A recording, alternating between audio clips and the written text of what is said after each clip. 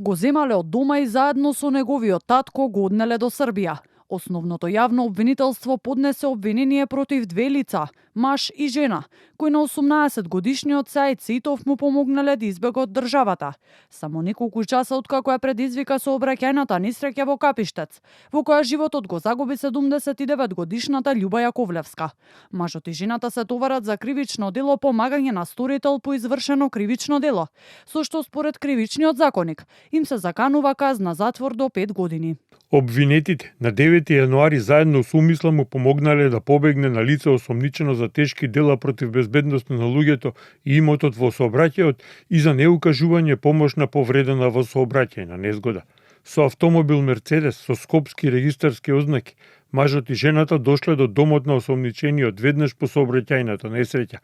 Го зеле заедно со неговиот татко и преку граничниот премин Табановце ги пренеле во Република Србија.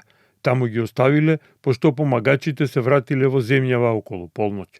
Соопшти од обвинителството, откаде поднеле и предлог за продолжување на претходно определените мерки притвор. Главниот осомничен Саид Сеитов се уште е недостапен за органите на прогонот. По него е распишана меѓународна потерница, поради сомнение за тешки дела против безбедноста во сообраќајот и неукажување помош на повредено лице. Во меѓувреме истрагата продолжува, со цел да се утврди евентуална одговорност и кај други лица. Објави на социјалните мрежи од самиот Сеитов, кои сега веќе се избришани, покажаа дека тој бил темпирана бомба во сообраќајот подолг период. Позади воланот на пасатот бил уште на 13 години, а се снимали како вози со 200 км на час на 16 години.